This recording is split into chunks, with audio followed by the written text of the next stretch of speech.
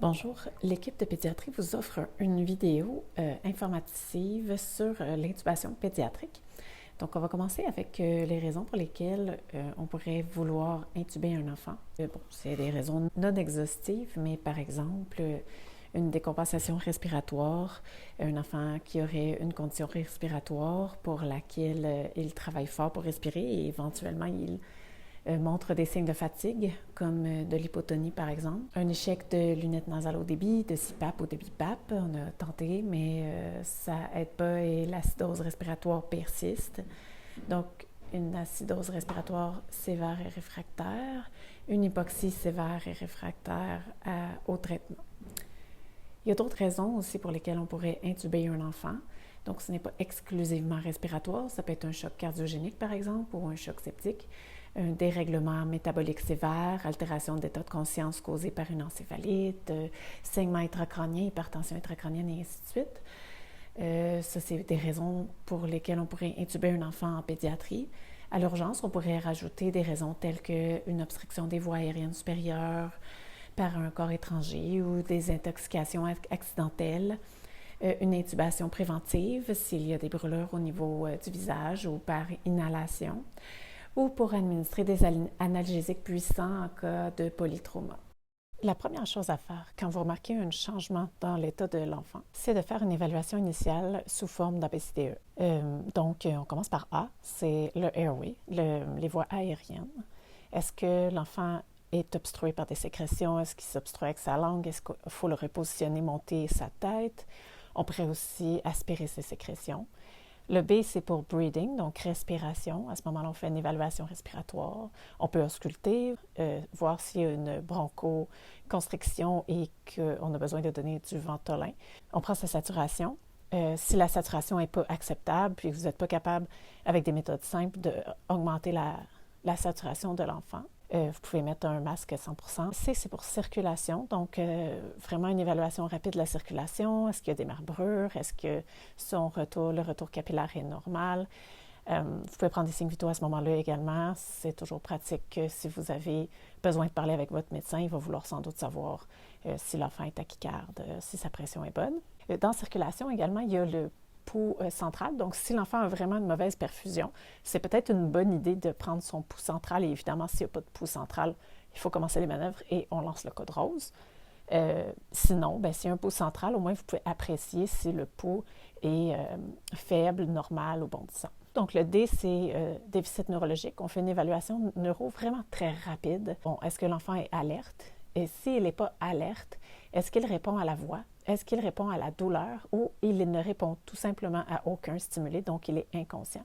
À ce moment-là, ça serait une bonne idée de lancer le code rose. Et finalement, le E du ABCDE, c'est l'évaluation de la peau et le contrôle de la température. Donc, on va regarder rapidement s'il y a des nouvelles données qui nous indiqueraient que l'enfant est plus malade qu'on pense ou qu'il y a des nouvelles données qui font en sorte que peut-être qu'on avait le mauvais diagnostic.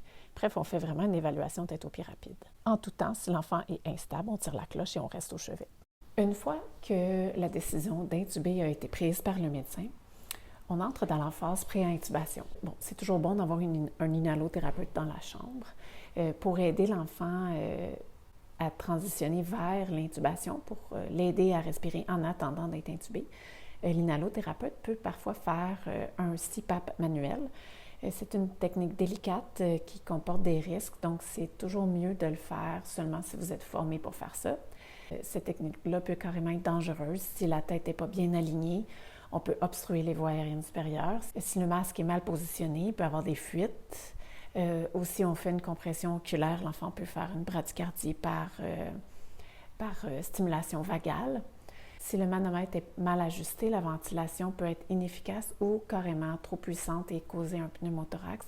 Bref, si vous n'avez pas la formation requise, c'est mieux d'appeler l'inhalothérapeute ou le médecin peut faire la ventilation manuelle pour vous.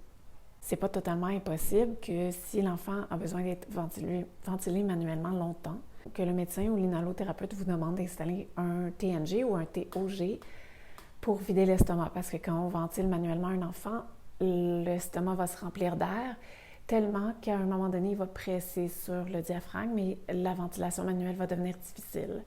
À ce moment-là, on va installer un TNG ou un TOG. On l'installe rapidement, on vide l'estomac et idéalement, on enlève le TNG ou le TOG immédiatement après avoir vidé l'estomac pour que la ventilation manuelle puisse continuer. Dites-vous que l'état de l'enfant s'améliorera avec le CPAP manuel. Bref, quand le CPAP manuel est commencé, vous avez un peu plus de temps pour bien préparer les choses. Donc, une intubation, ça se fait idéalement jamais dans l'urgence. Donc, on se prend notre temps puis on se prépare bien. Les 3 préparations à l'intubation sont la préparation de médication, la préparation du matériel d'intubation et l'installation du moniteur. On va commencer avec la médication. Donc, la médication doit être débutée en priorité car c'est long de préparer des médicaments, surtout en pédiatrie puisqu'il y a les règles de 3 respectées. Il faut que la médication soit en fonction du poids de l'enfant. Le guide d'administration des médicaments d'urgence, très pratique pour préparer justement des médicaments d'intubation qui sont des médicaments d'urgence. Ajouter quelques seringues d'irrigation puisqu'il faut irriguer avant et après chaque médication et des tampons d'alcool. Aussi, pendant la préparation des médicaments, il y a une double vérification à faire, donc c'est mieux de commencer plus tôt que tard. Une infirmière commence le calcul et les étiquettes. L'autre infirmière va chercher les médicaments et vérifie la voie veineuse. C'est important de vérifier la voie veineuse parce que même si vous avez des médicaments, si la voie veineuse est plus bonne, il faut la réinstaller. Donc, si elle est plus bonne, il faudrait mettre une infirmière sur le projet d'installer une nouvelle voie veineuse pendant que 2 autres infirmières préparent les médicaments, si le personnel le permet, évidemment. Justement, donc, où trouver les médicaments? Il y a certains médicaments qui sont dans votre chariot de réanimation, d'autres sont dans le frigo, et d'autres sont sous clé. Opiacés sont sous clé, par exemple, le succinylcholine, le rocuronium sont au frigo. Les autres, vous pourrez les trouver dans votre chariot de réanimation pédiatrique. Je vais laisser maintenant la place à Dr Penaloza qui va vous expliquer les quelques médicaments qui nous permettent d'intuber les enfants. Bonjour, je m'appelle Maria Penaloza, je suis une des pédiatres à l'hôpital de Saint-Jérôme. Puis aujourd'hui, la vidéo porte sur la séquence d'intubation rapide et plus précisément les médicaments qu'on va utiliser là, dans des cas d'intubation pour les enfants. Je ne vais pas couvrir là, de façon extensive, je vais vraiment aller couvrir les médicaments qu'on utilise le plus souvent. Il va demeurer des médicaments donc, qui ne seront pas vus et qui peuvent malgré tout être utilisés là, dans des situations plus précises ou pointues. Donc, si on y va par étapes, donc au niveau de la prémédication, l'atropine, qu'est-ce que c'est exactement? C'est un médicament qui fait partie de la classe des anticholinergiques et donc qu'il prévient des bradycardies et des hypotensions au moment de l'intubation. Il ne faut pas oublier que lorsqu'on insère un tube au niveau de la gorge, on peut créer, stimuler au niveau du nerf vague et donc créer un réflexe vasovagal qui, lui, va faire chuter notre pression. C'est ça le but là, de ce médicament-là, prévenir cela. Il ne faut pas non plus oublier que c'est une procédure douloureuse, surtout chez un patient qui est éveillé et conscient. Et la douleur également peut créer là, de l'hypotension ou de l'hypertension. Comme je le disais plus tôt, c'est un médicament qui est donné pratiquement d'emblée là, chez les enfants là, de moins d'1 an par précaution. Et beaucoup de gens, en fait, vont le considérer jusqu'à l'âge de 5 ans. Et par la suite, c'est vraiment dépendant de la situation et des besoins. C'est donc un médicament qui bloque les récepteurs d'acétylcholine. Et donc, cela, ce que ça fait, ça diminue au niveau là, du tonus vagal, du nerf vague, comme je parlais tout à l'heure.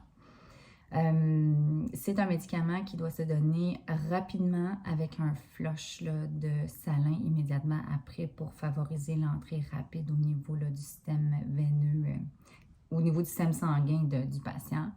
Et le pic d'action est assez court, ça dure là, entre 2 et 4 minutes. Donc vraiment, une fois que l'atropine est donnée, la séquence qui s'ensuit doit se faire rapidement pour profiter là, de l'avantage de ce médicament-là. Si on tarde trop, il faut redonner une autre dose avant de procéder à l'intubation. Les effets secondaires possibles, c'est de la tachycardie, de la midriase à cause de l'effet anticholinergique et un peu de confusion, puis un iléus avec la constipation, mais encore une fois, les effets sont très courts.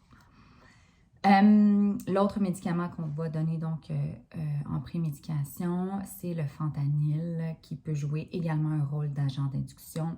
Le fentanyl, c'est donc un opiacé qui permet d'avoir deux effets qui sont importants dans l'intubation, donc l'aspect sédation et l'aspect analgésie.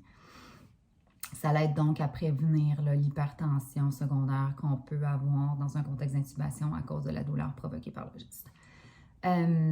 Cela se donne, la particularité donc du fentanyl, c'est qu'il doit se donner, on ne peut pas le donner en bolus parce que si on donne une dose importante rapidement, il y a un effet qui peut causer une rigidité thoracique et à ce moment-là, dans le fond, le patient n'est plus capable de respirer. Il est évident que lorsqu'on est en train de faire ça, c'est parce qu'on est sur le point d'intuber le patient, mais pardon, à ce moment-là, il y a quand même un risque qu'il y ait une détérioration respiratoire avant qu'on ait le temps d'intuber. Par conséquent, on donne donc ce médicament-là au moins sur 1 minute, parfois jusqu'à 5 minutes selon la dose complète, là, pour éviter la rigidité thoracique. C'est moins pertinent cet aspect-là des choses si on donne un agent paralytique immédiatement après parce que dans le fond, cette rigidité-là va être contrebalancée par notre agent paralysant. L'effet du fentanyl est pratiquement immédiat. Il n'y a presque pas de délai là, au niveau là, de la sédation puis de l'analgésie que cela cause. Cependant, la durée d'action est vraiment variable selon les personnes et ce n'est pas un médicament qui est si facile que ça à doser en termes de temps. Et par conséquent, on ne s'en sert pas beaucoup pour, par exemple, l'utiliser comme perfusion là, par la suite là, pour maintenir une sédation après l'intubation.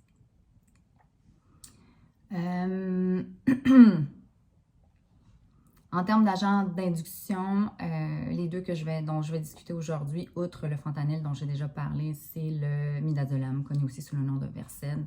C'est également là, un médicament, en fait c'est très utile, on l'utilise aussi là, pour faire parfois là, des sédations conscientes, quand on veut par exemple réduire une fracture, des choses comme ça, mais l'avantage principal de ce médicament, c'est que c'est un sédatif. C'est un médicament également qui est amnésiant, donc le patient ne se souviendra pas de ce qui s'est passé là, par la suite. Ce n'est pas un médicament, par exemple, qui contrôle la douleur. Il n'y a pas d'analgésie associée avec cela. Et donc, il faut toujours penser à ça malgré tout. L'autre aspect, là, quand même, du midazolam, du Versed, les gens, je crois, le savent, c'est un des médicaments là, qu'on peut donner dans un contexte de convulsion comme en première ligne. Donc, il est évident que si on a un patient là, qui était, par exemple, en status et qui a eu besoin de multiples anticonvulsivants pour le contrôler et qu'il faut intuber pour éviter d'avoir pas un arrêt respiratoire, mais une dépression respiratoire et tout ça, ben, c'est sûr que le Versed, à ce moment-là, peut être un médicament très intéressant qui va contribuer au contrôle des convulsions du patient. C'est un médicament qui fait effet quand même assez rapidement, là, en 1 à 2 minutes. Cependant, justement, l'aspect sédatif de la chose va causer une certaine relaxation là, musculaire qui peut elle-même résulter en une hypotension. Fait que c'est quelque chose qu'il faut vérifier. Parfois, et ça arrive un peu plus souvent chez les enfants, on peut avoir, plutôt qu'un aspect sédatif, on peut avoir une agitation paradoxale. Et donc, si c'est le cas, bien évidemment, il faut changer là, de molécule. L'autre médicament d'induction qu'on utilise souvent en pédiatrie, c'est de la kétamine. Ça, c'est vraiment un médicament qui est dans la classe des anesthésiants. On l'utilise beaucoup là, en salle d'opération. Il est donc un médicament qui sédationne et qui cause également une bronchodilatation. Et donc, ça peut être intéressant dans des cas de bronchospasme. On s'en sert, donc, c'est ça, pour la sédation. Et il y a un aspect aussi un peu analgésique à la kétamine. Fait que ça, c'est un aspect intéressant là, que le midazolam n'a pas. L'autre chose qui est vraiment bien au niveau de la kétamine, c'est que c'est un médicament qui est bien pour, en fait, a peu d'atteinte au niveau cardiovasculaire et donc cause peu d'hypotension et de bradycardie. Et donc, dans des patients qui sont plus instables à ce niveau-là, ça peut être une molécule qui est très intéressante. Il se donne en bolus. Il agit aussi là, en 1 à 2 minutes. C'est très rapide. Et en fait, voilà, une fois que c'est donné, là, une fois qu'on voit que notre patient ne répond plus, là, ou qu'on a du nystagmus, on peut y aller. Ça a quand même comme effet secondaire d'augmenter les sécrétions. Et donc, il faut en tenir compte. Ça peut également causer un laryngospasme, et par conséquent, il faut toujours, si on l'utilise dans un contexte d'intubation, considérer avoir un agent paralytique pas trop loin, parce que ça peut évidemment nous empêcher d'intuber de façon adéquate. Et ça cause également là, des hallucinations. Ils peuvent nous raconter des choses qu'ils voient là, après l'utilisation de tel médicament. Finalement, c'est un médicament qui, bien que ça ne soit pas complètement prouvé dans la littérature, il y a un aspect qui suggère que ça cause une augmentation au niveau intracrânien.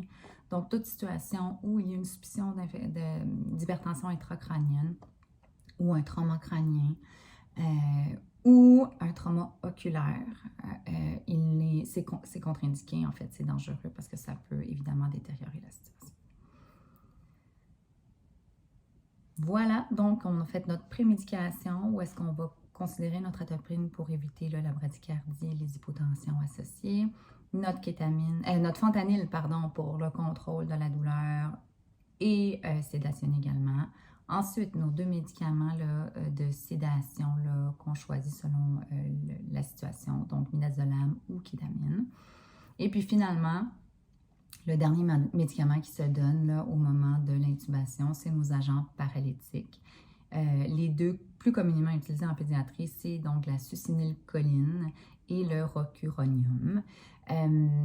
Beaucoup de pédiatres aiment bien le succinylcholine, principalement parce que ça a un effet très court. Ça dure entre 5 et 10 minutes. Et donc, s'il y a un enjeu ou d'autres problématiques, on sait que l'effet de notre médicament va disparaître rapidement. Le rocuronium, lui, l'effet dure beaucoup plus longtemps. On parle de 30 à 45 minutes de paralysie après l'administration du médicament. Fait que c'est sûr également que c'est quelque chose auquel il faut tenir compte. Maintenant, le rocuronium est un bloqueur neuromusculaire qui est non dépolarisant.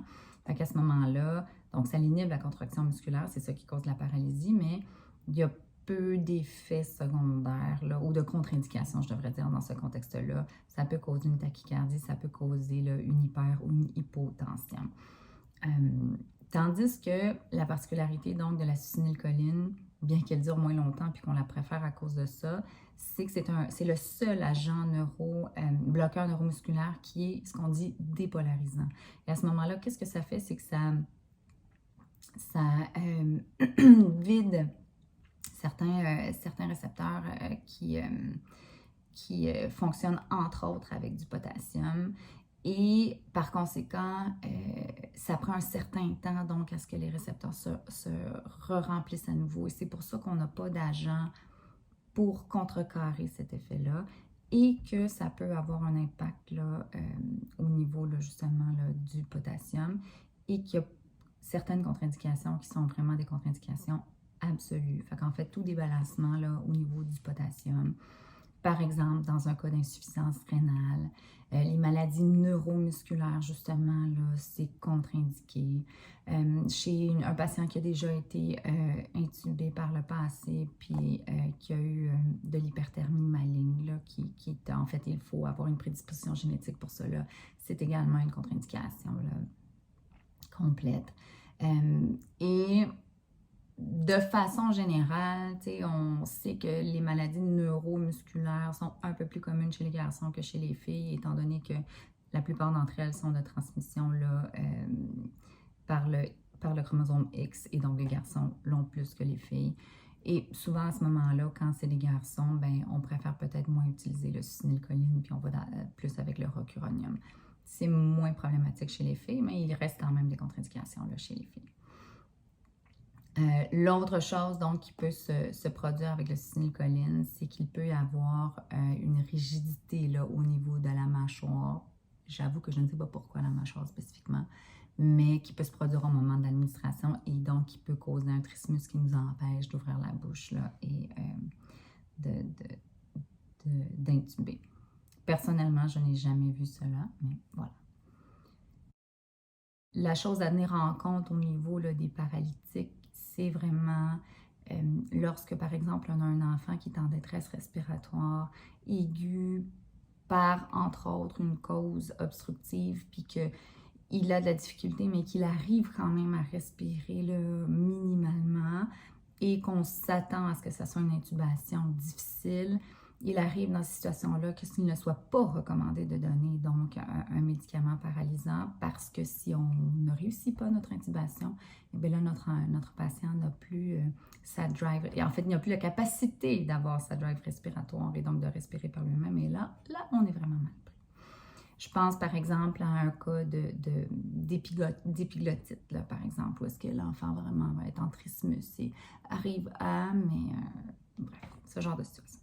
Bref, en résumé, donc, lorsqu'on intube un patient, à moins qu'on soit dans un contexte de réanimation et que la personne n'ait pas de cœur, pas de pouls et soit considérée comme décédée, entre guillemets, il est important de toujours prémédicamenter afin de faciliter le geste d'intubation, qui est toujours un geste difficile et critique et qu'on ne veut pas manquer, et de rendre, dans le fond, l'expérience la plus aisée et la plus facile et la plus agréable pour le patient, mais également pour toute l'équipe qui est autour et qui procède aux gestes techniques.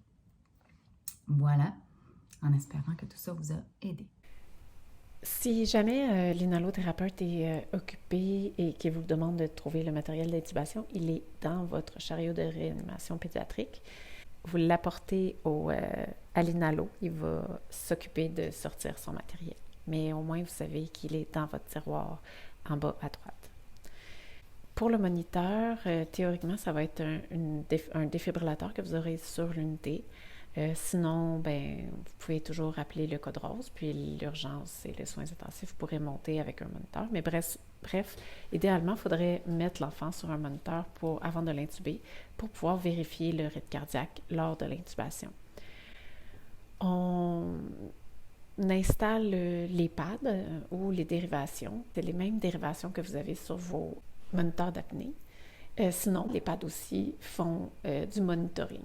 Une fois le moniteur branché, allumez-le, choisissez une dérivation, pressez sur le bouton dérivation jusqu'à ce que vous voyez un rythme cardiaque. Positionnez le moniteur pour que le médecin puisse le voir. C'est lui qui va analyser le rythme en tout temps. Et s'il y a des anomalies, c'est lui qui va pouvoir les constater. Le reste des signes vitaux, vous pouvez utiliser vos moniteurs de signes vitaux habituels, donc programmez simplement la pression artérielle pour qu'elle se prenne automatiquement à toutes les 2 minutes. Lors de l'intubation, le rôle de l'infirmière consiste principalement à administrer les médicaments, puis ensuite surveiller le moniteur, la saturation, puis évidemment donner de l'aide aux besoins à l'inhalothérapeute ou au médecin. L'intubation est une procédure délicate pendant laquelle on met un laryngoscope puis on pousse le tube endotrachéal à l'intérieur de la trachée de l'enfant. Une trachée d'enfant, c'est relativement tortueux, donc c'est une procédure assez difficile à faire quand même. Les médecins et les inhalothérapeutes sont très bons là-dedans, mais c'est définitivement plus difficile à intuber un enfant qu'un adulte, anatomiquement parlant.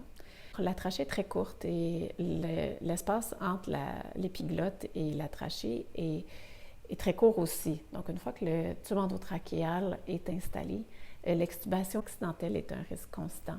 Il faut vérifier constamment que le tube est bien fixé et que la mesure au bord de la lèvre est la même tout le temps.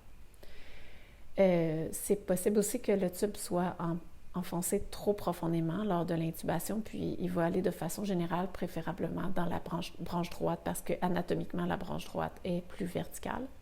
C'est pour cette raison-là qu'on va faire un rayon X du poumon au chevet juste après l'intubation. Ensuite, l'enfant va avoir une capnographie d'installer. Donc, on a des capnographes colorimétriques qui vont devenir jaunes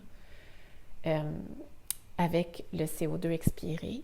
Donc, tant que le capno est jaune, ça veut dire que le tube endotrachéal est dans les poumons.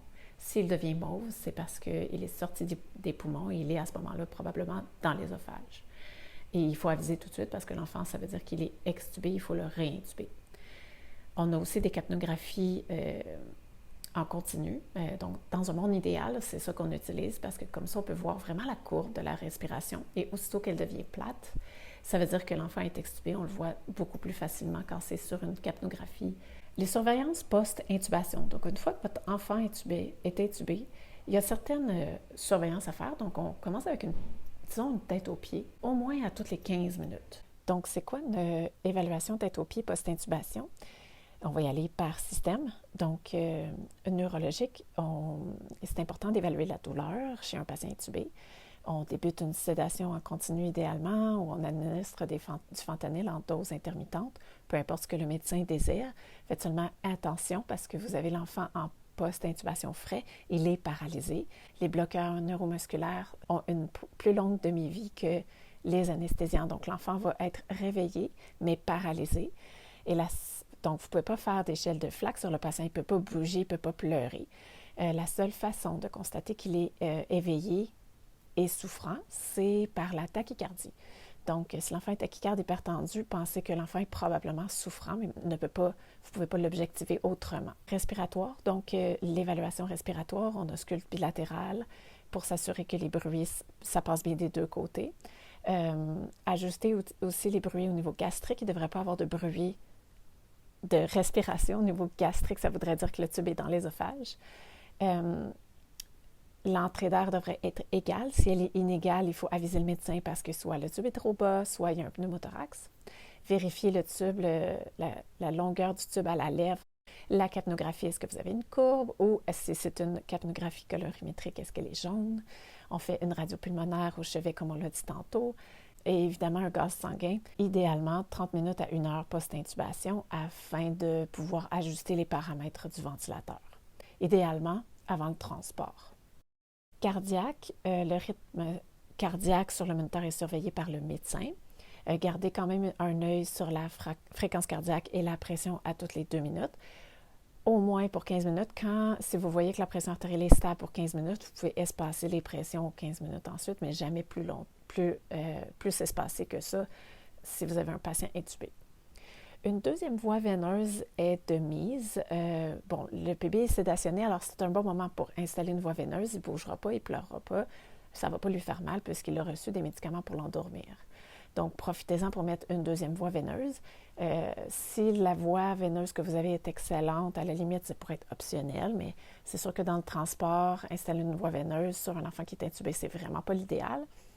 Il existe une voie veineuse d'urgence qui s'appelle une intra-osseuse. C'est quelque chose, c'est une décision que vous pouvez prendre en collaboration avec votre médecin si vous trouvez que vous avez trop de difficultés à mettre la voie veineuse et que ça commence à être urgent. L'intra-osseuse est toujours une option, c'est le médecin qui l'installe. Avant de partir, préparez une perfusion d'inotrope en stand-by. Donc, épinéphrine, norépinéphrine, parlez-en avec votre médecin. Vous pouvez préparer le sac avec la tubulure prête dans la pompe, mais il n'est pas connecté au bébé, il est juste au cas où.